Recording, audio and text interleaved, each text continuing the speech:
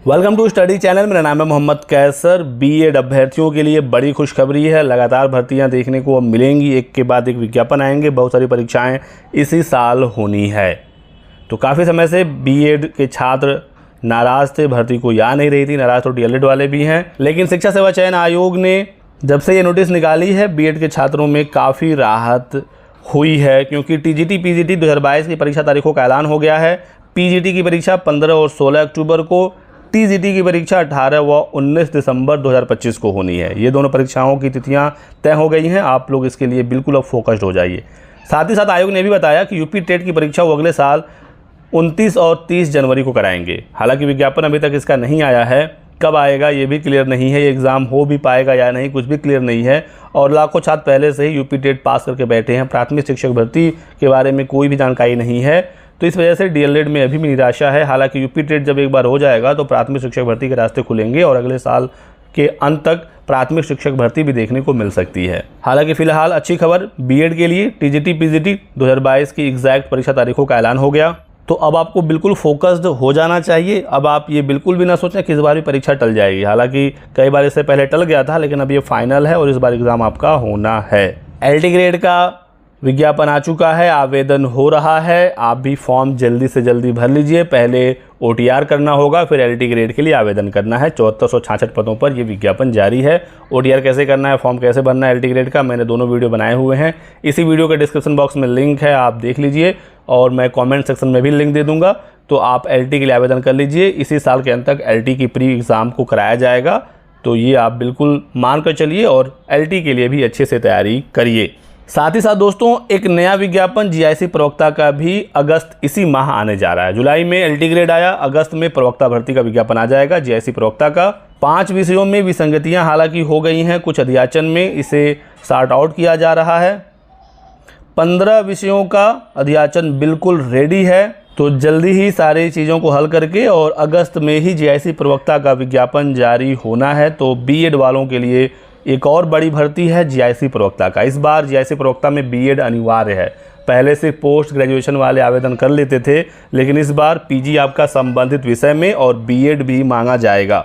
तो बीएड अभ्यर्थियों के लिए रास्ते थोड़े आसान हो जाएंगे, क्योंकि सामान्य परास्नातक अब अभ्यर्थी जीआईसी प्रवक्ता के लिए आवेदन नहीं कर सकता। इसी के साथ साथ दोस्तों, एक बहुत बड़ी खबर ये भी है कि खंड शिक्षा अधिकारी भर्ती का भी रास्ता साफ हो गया। इसमें भी बीएड अभ्यर्थी ही आवेदन कर सकता है। ग्रेजुएशन प्लस बीएड अभ्यर्थी खंड शिक्षा अधिकारी के लिए आवेदन कर सकते हैं। संशोधित नियमावली का गजट जारी हो गया है और जल्द ही इसका विज्ञापन आएगा।